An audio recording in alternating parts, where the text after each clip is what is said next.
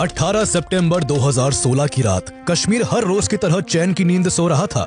धीरे धीरे ठंडी हवा बह रही थी जिसने मौसम को सर्द बना रखा था। बारामूला जिले के उरी सेक्टर में स्थित इंडियन आर्मी के हेडक्वार्टर में भी सर्द हवाओं की सरसराहट के सिवा सब कुछ शांत था। ज्यादातर जवान अपनी ड्यूटी पूरी करके आराम कर रहे थे।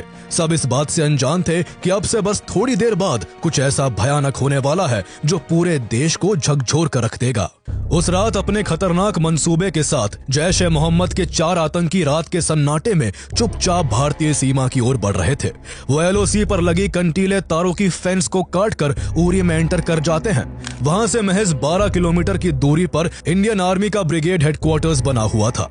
चारों आतंकियों ने 12 किलोमीटर का यह रास्ता इतनी चालाकी से पार किया कि उनके घुसने की किसी को खबर तक नहीं लगी। ये चारों आतंकी AK-47 राइफल्स और ग्रेनेड से लैस थे, जिनका इरादा यहाँ भारतीय सैनिकों और उनके फ्यूल डंप में रखे सैकड़ों ऑयल बैरल्स को निशाना बनाकर भारी तबाही मचाने का था।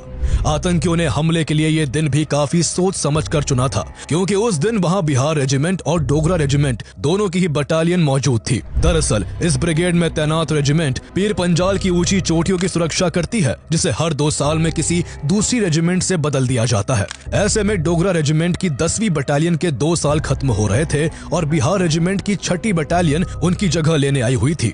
नए जवानों को वहाँ के इलाकों की जानकारी और जरूरी ट्रेनिंग देने के लिए डोगरा रेजिमेंट के जवान भी कुछ और दिनों के लिए उनके साथ रुके हुए थे। इस वजह से वहां सैनिकों की संख्या बाकी दिनों से ज्यादा थी और इसलिए आतंकियों ने हमले के लिए ये दिन चुना था।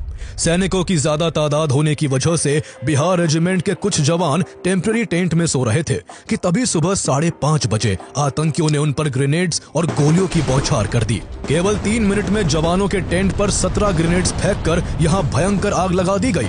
कुछ ही समय में उसी आग में बुरी तरह झुलसकर 13 जवान शहीद हो गए। टेंट्स के पास जो फ्यूल स्टोरेज एरिया था, जहां 200 लीटर के सैकड़ों ऑयल बैरल्स रखे हुए थे, वहां भी आतंकियों ने एक ग्रेनेड फेंका, जिससे वहां एक जोर का धमाका हुआ और आग चारों तरफ फैल गई। तभी डोगरा रेजिमेंट के एक 19 साल के जवान की नजर उन चारों आतंकियों पर पड़ी।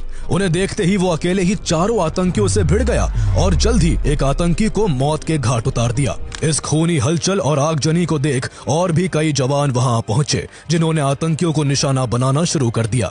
अपनी जान बचाने के लिए आतंकी चारों तरफ फैले धुएं का फायदा उठाकर 2nd फ्लोर पर बनी बैरक में जाकर छुप गए। वहां भारतीय जवानों और आतंकियों के बीच लगभग 6 घंटे तक गोलीबारी हुई, जिसमें भारतीय जवानों ने बाकी बचे तीनों आतंकियों को भी मार गिराया। इस पूरे हमले में जहां 18 सैनिकों ने अपनी जान गंवाई, तो वहीं करीब 30 जवान बुरी तरह से घायल हो गए थे। उरी में हुआ ये टेररिस्ट अटैक भारतीय सेना पर अब तक का सबसे बड़ा आतंकी हमला था।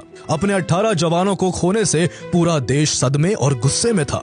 आतंकियों के पास मिले हथियार और GPS सेट साफ गवाही दे रहे थे कि आतंकी पाकिस्तान से आए थे। इसके बाद देश भर में आतंक और पाकिस्तान के खिलाफ ऑल आउट वॉर की मांग जोर पकड़ने लगी थी। इससे 8 महीने पहले 1 जनवरी 2016 को भी पठानकोट एयरबेस पर 6 आतंकियों ने ऐसा ही एक आत्मघाती हमला किया था, जिसमें 6 भारतीय सैनिकों को अपनी जान गंवानी पड़ी थी। एक ही साल में दो आतंकी हमलों से भारत सरकार को समझ आ चुका था कि आतंकियों को उन्हीं की भाषा में जवाब देना पड़ेगा। इसके बाद भारतीय सेना उरी अटैक के जवाब में एक ऐसी सर्जिकल स्ट्राइक को अंजाम देने वाली थी, जिसकी गूंज से पाकिस्तान और उसके आतंकियों के होश उड़ने वाले थे। इंडियन आर्मी इस बार वो करने जा रही थी जो इससे पहले कभी नहीं हुआ था। इस बार भारतीय सेना LOC को पार कर दुश्मन को उसके ही घर में घुसकर मौत के घाट उतारने वाली थी।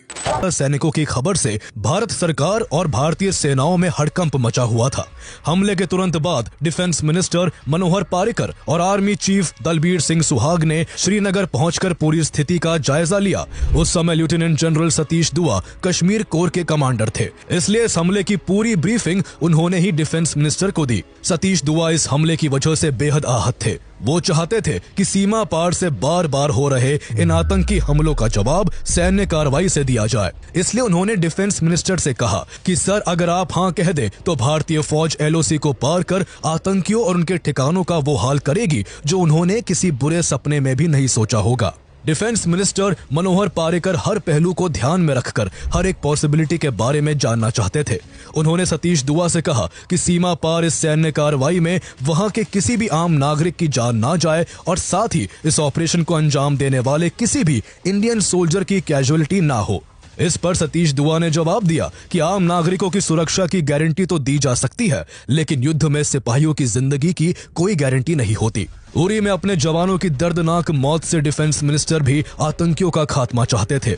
भारत की ओर से किए जाने वाले पॉसिबल ऑपरेशंस पर बात कर रहे थे, जिससे इसकी तैयारी में जुटे अधिकारियों को डर था कि कहीं 26/11 की तरह इस बार भी दुश्मन को यह पता न लग जाए कि भारत कब, कहां और कैसे एक्शन लेगा। दुश्मनों के ठिकानों की पूरी जानकारी जुटाने के बाद 9 पैरा स्पेशल फोर्स और 4 पैरा स्पेशल फोर्स के 25 कमांडोज को सीमा पार इस ऑपरेशन को अंजाम देने के लिए चुना गया, जबकि करीब 150 कमांडोज को एलओसी के इस पार रहकर अपने साथियों को किसी अनहोनी की स्थिति में बैकअप देने के लिए तैयार किया जाने लगा। इन दोनों यूनिट्स को माउंटेन वॉरफेयर, काउंटर इंसर्जेंसी और काउंटर टेररिज्म के लिए ही ट्रेन किया जाता है, जिससे जब भी देश को किसी ऑपरेशन की जरूरत पड़े तो इसकी प्लानिंग जल्दी से जल्दी की जा सके।